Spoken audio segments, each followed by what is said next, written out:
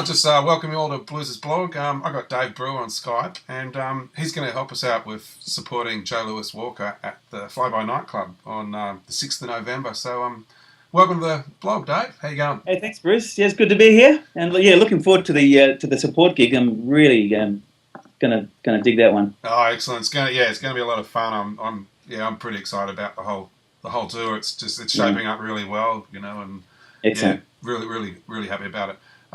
So let's go.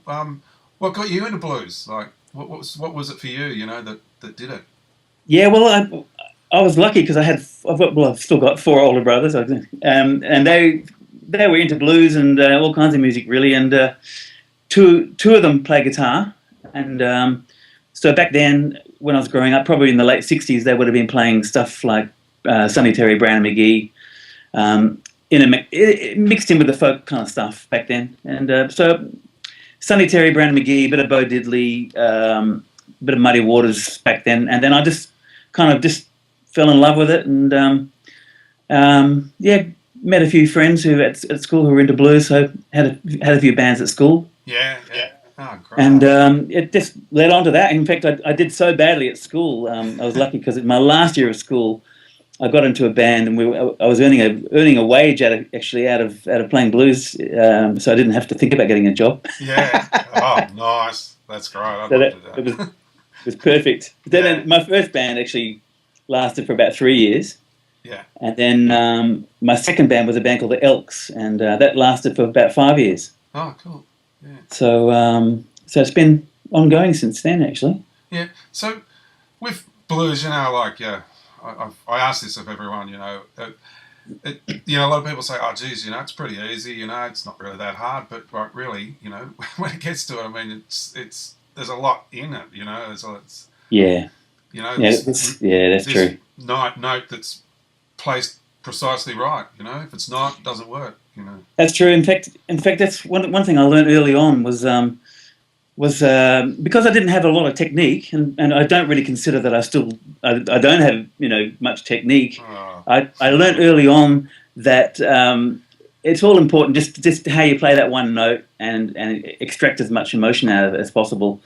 And I think that's sort of what got me through and got me into bands, because I could kind of extract that kind of emotion out of a blues, and I think that was the all important thing, rather than kind of learning a whole lot of technical stuff. Yeah. Oh yeah. No, I've watched you over the years, and I've had great times watching you guys. You play with the Mighty Reapers. I remember seeing you when you did the support for Margie Evans. That was a memorable moment. Yeah, at the bridge. That was very memorable, actually. Yeah. She taught us a lot, actually, because we'd actually, before Margie came out, we hadn't played with very many American blues players and or singers, so she taught us a lot, just about just playing like it's your last note, basically. Yeah. Like every gig has to be that intense, So yeah.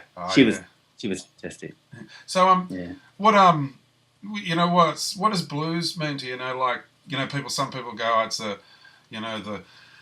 nothing but a good man feeling bad. How do you kind of say it? Well, for me. It's got everything, really. It can be songs about hard times. It can be songs about good times. It can be a slow blues. It can be a funky blues. It can be a Latin feel.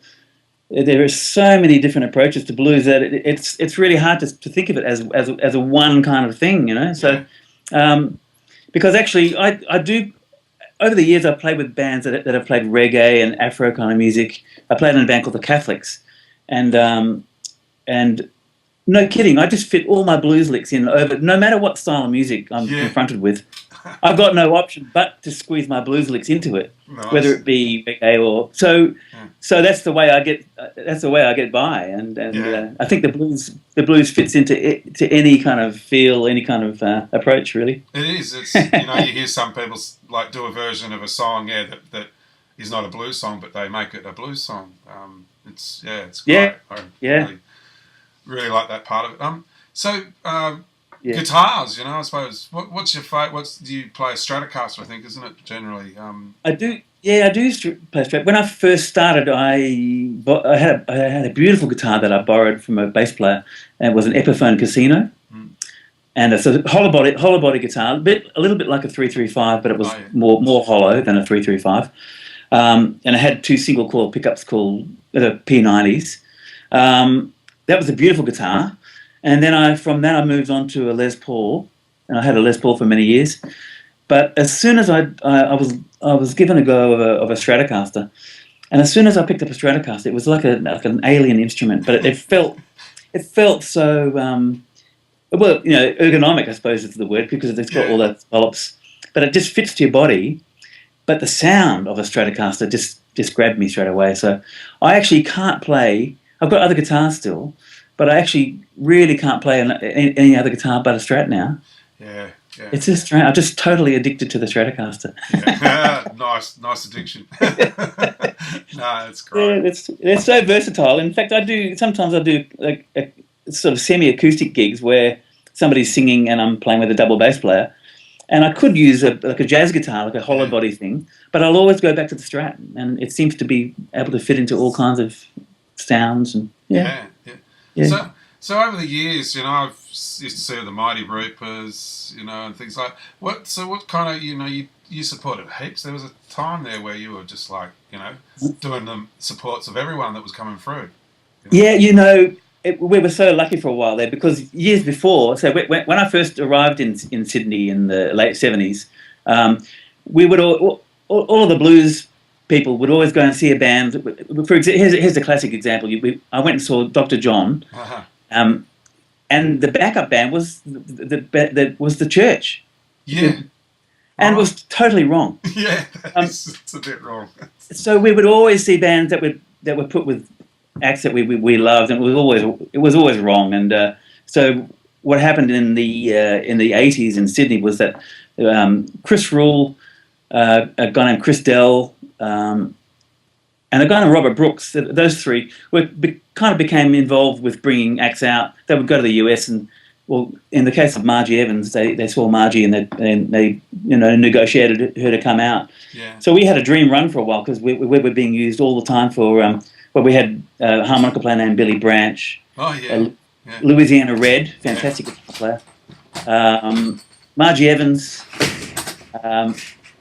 one of my favourites actually, a chap by the name of, a promoter by the name of Bob McKinnon brought out Hubert Sumlin, who was Howlin' Wolf's guitar player, and that was my dream gig, supporting Hubert Sumlin. So we had a great run for a while there. Yeah. Hubert Sumlin, that was another classic. Yeah, I remember that. Yeah. So doing all those supports and playing for a long time as you have. Is there any something that sticks out as where wow was the dream gig that just was unreal, or the one that was kind of like, oh boy, that took me by surprise, Well, probably Hubert Sumlin, because for many years, as soon as I heard Howlin' Wolf and Hubert's guitar playing, I fell in love with not only Hubert's guitar playing, but just his whole approach to music, because he's kind of cheeky and he's a sideman, so he's just darting in around the vocals, and something about his spirit was really it just captured me. And so when Hubert came out, it was such a thrill to meet him, and he didn't let me down. He was a perfect gentleman, and we just had a ball together. And it was so that was probably the highlight of my blues career. Oh wow, nice. Yeah, that's I'm a big fan of Hubert Sumlin. Wow, that's a different way of playing guitar, isn't it? The way he... Yeah, he was so unique, and we did a national tour, so we got to spend a lot of time with Hubert, so it was great. Yeah. Very nice. No, yeah. No, so what can we expect? When at the Fly By Night, you're doing the support now, and Well, I've got a fantastic lineup for the night. I've got a great keyboard player, a guy named Bob Patient. He's a Hammond organ player.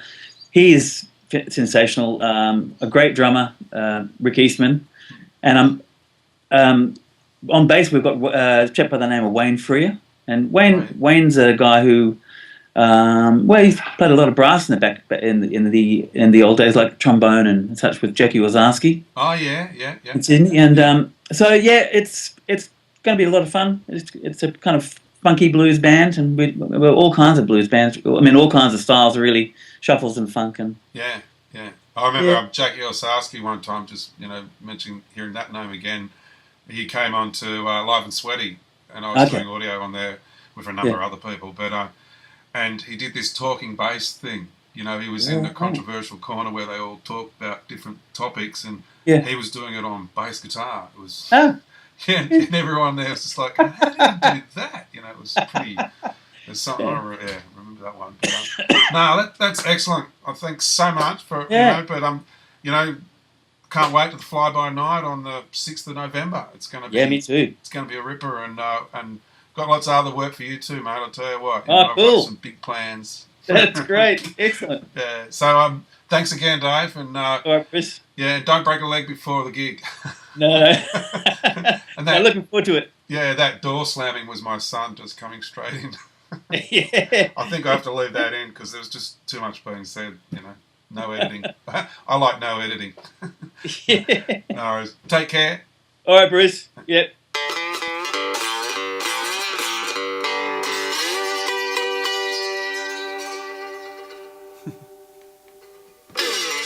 I'm doing these blogs because I love blues music, and I know you guys do too. So let's share it. Share it to all your friends and show them the power of blues music.